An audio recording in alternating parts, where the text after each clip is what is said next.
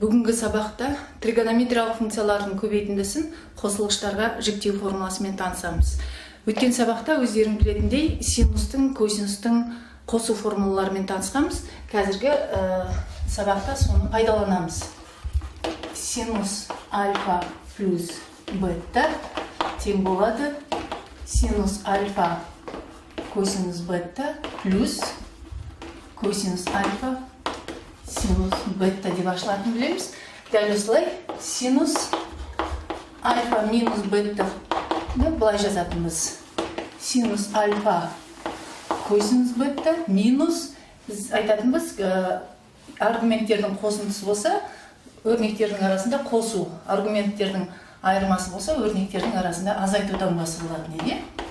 Косинус альфа синус бета. Міне осы екі теңдіктің теңдік таңбасын сол жағында тұрған өрнекті сол жағына, оң жағында тұрған өрнекті оң жағына мүшелеп қосатын болсақ, мынаны жазуға болады. Синус, мен бірінші альфа минус беттаны жазайын. Қосу синус альфа плюс бета. Сонда оң жағына қарасақ, синус альфа косинус беттаны синус альфа косинус беттаға қоссақ, бірдей өрнектердің қосындысы ол 2 синус альфа косинус бета дегенді береді. Ал енді косинус альфа синус беттаны минус косинус альфа синус беттаға қоссақ 0 болады. Олай болса біздің мүшелеп қосқанымызда мынандай өрнек шықты. Енді теңдіктің оң жағындағы көбейту екіні сол жағына бөлу екімен ауыстыратын болсақ, онда бізде синус альфа көбейтілген косинус бета. Яғни синус пен косинустың көбейтіндісін қосылғыштарға жіктеу формуласын аламыз. Синус альфа көбейтілген косинус бета. 2-ден 1, яғни көбейту екіні шығардық. Ал жақшаның ішінде синус альфа минус бета мен синус альфа плюс беттаның қосындысы тұрады.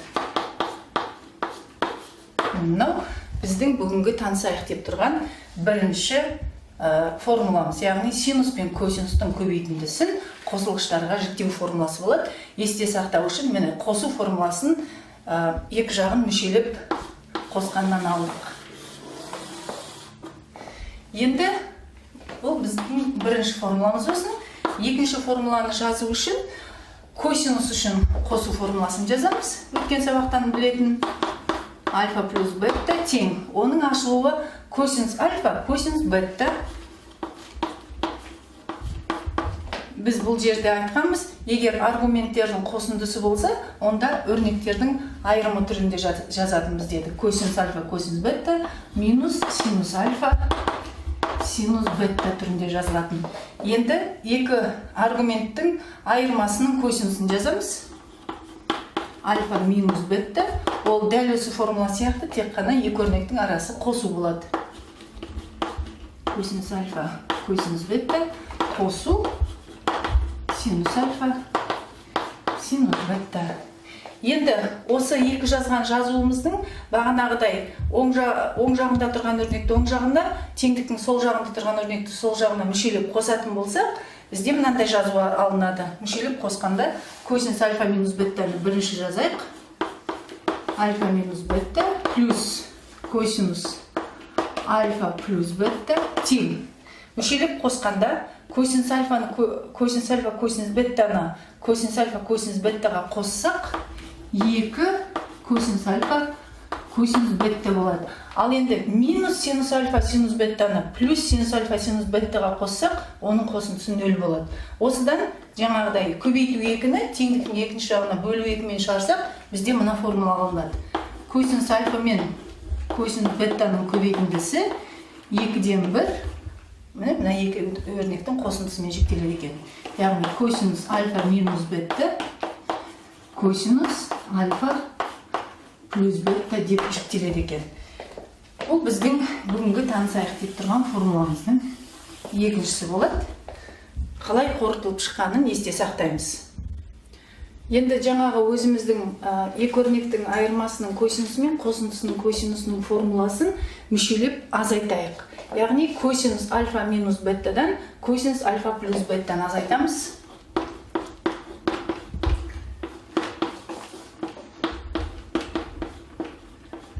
сонда косинус альфа косинус беттадан азайтсақ, ол 0 болады мәні. Ал синус альфа синус беттадан минус синус альфа синус беттаны азайтатын болсақ, онда жаңағы азайтып жатқан минус пен синус альфа синус беттаның алдындағы минус плюс болады.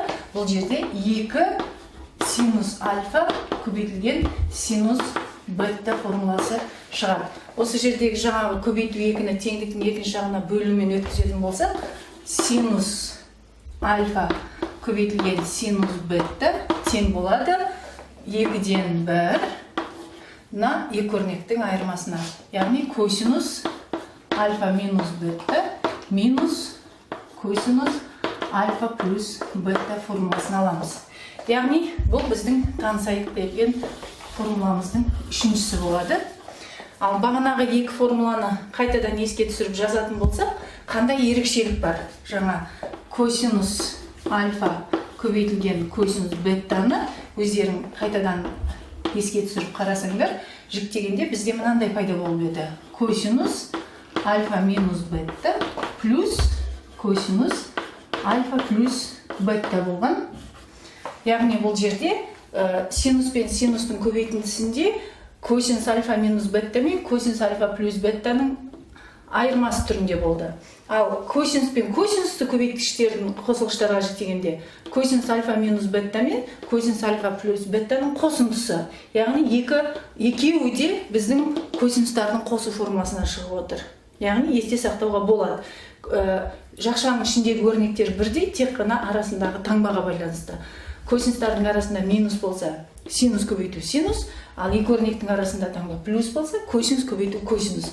Ал енді синус пенен косинустың көбейтіндісін біз жаңа былай деп жазғанбыз. Синус пен косинустың көбейтіндісін былай деп жаздық. 2-ден 1 синус альфа минус бетта плюс синус альфа плюс бетта. Яғни бұны біз синустың қосу формуласынан алдық. Олай болса, осы 3 формула біз бүгінгі сабағымызда танысатын көбейтіндіні қосылғыштарға жіктеу формуласы болып табылады.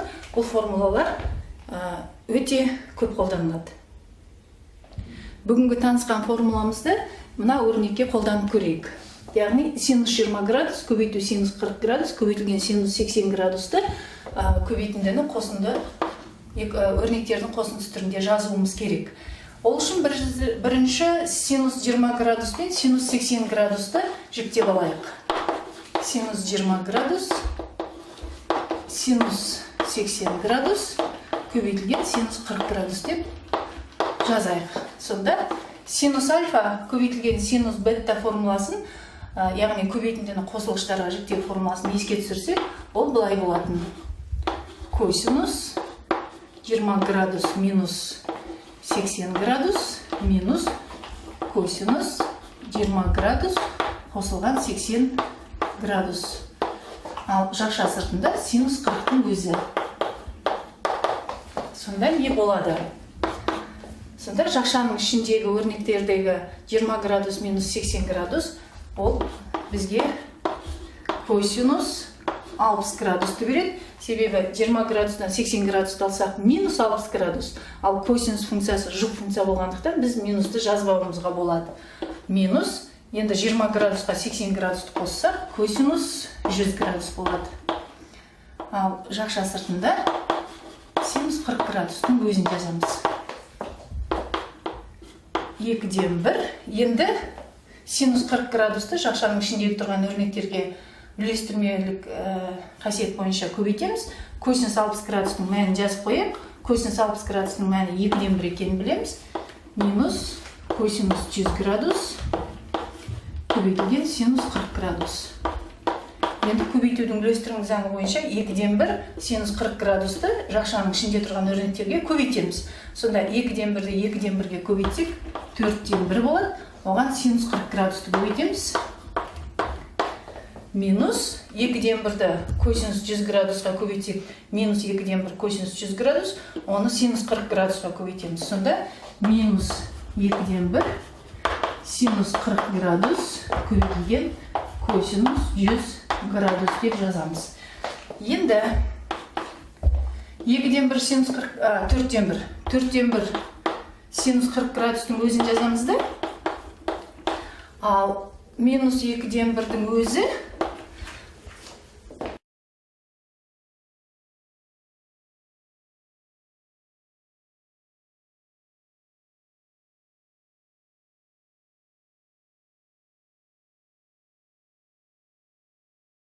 градус. Синус пен косинустың көбейтіндісін біз синус арқылы жіктегенбіз. Синус 40 минус 100 болады. Плюс синус 40 плюс 100 болады.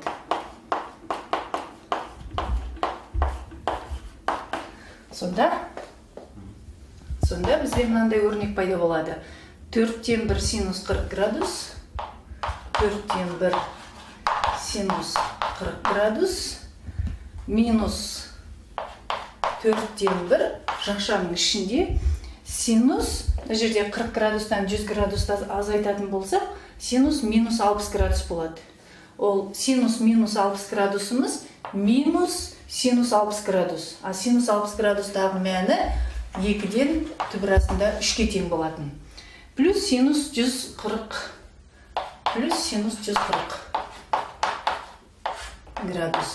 Енді синус 140 градусты келтіру формуласы бойынша түрлендіріп аламыз.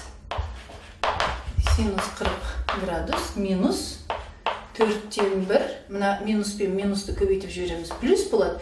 4-те 2-ке көбейтейік. 2-ден түбірасында 3 деп жазайық. Минус 4-ден 1. Енді синус 140 градус дегеніміз, өздеріңіз білесіздер, 140 градус деген 180 градус минус 40 градус дегенді береді. Ал синус 180 градус арқылы өрнектелгенде ол өзінің атын өзгертпейді. Синус күйінде қалады. Ал 180 минус 40 ол екінші ширектің бұрышы. Екінші ширекте синустың таңбасы оң. Ендеше мына минуспен көбейтілгендегі өрнектің өзі қалады екен. Сонда 4-ден 1 синус 40 градус минус 4-ден 1 синус 40 градус қарама-қарсы өрнектер болғандықтан жойылып кетеді. Сонда біздің өрнегіміздің мәні 8-ден түбірасында 3-ке тең болады екен. Косинус пи бөлінген 6 плюс х көбейтілген косинус пи бөлінген 6 минус х өрнегін көбейткіштерге жіктеңдер деген тапсырма берілген. Бұны көбейткіштерге жіктеу үшін косинустардың көбейтіндісін қосылғыштарға жіктеу формуласы бойынша жазамыз. Сонда косинус альфа минус косинус бетта, яғни пи бөлінген 6 плюс х минус пи бөлінген 6 минус на минус пен плюс х болып кетеді. Ортасында екі өрнектің қосындысы косинус альфаның орнында пи бөлінген 6 плюс х плюс беттаның орнында пи бөлінген 6 минус х тұр. Сонда 2-ден 1 косинус альфаның орнындағы өрнекті жаздық минус бетта плюс косинус альфа, альфаның мәні, сосын бетта, плюс косинус бетта. Сонда 2-ден 1 косинус жақшаның ішіндегі плюс пи бөлінген 6 мен минус пи бөлінген 6 қарама-қарсы сандар болғандықтан жойылып кетеді. Сонда 2х қалады екен. Қосу косинус, енді мына жердегі плюс х пен минус х қарама-қарсы болғандықтан жойылады да, пи бөлінген 6-ға пи бөлінген 6-ны қоссақ, 2 пи бөлінген 6, 2 мен 6-ны қысқарсақ, пи бөлінген 3 қалады екен. Енді бұл өрнектегі косинус пи бөлінген 3-дің мәнін орнына қойсақ, мынау шығады. 2-ден 1 косинус 2х қосу косинус пи бөлінген 3-тегі мәні косинустың 60 градус мәні 2-ден 1-ге тең болады. Енді көбейтудің үлестірімді заңымен жақшаны ашып жіберейік. 2-ден 1 косинус 2х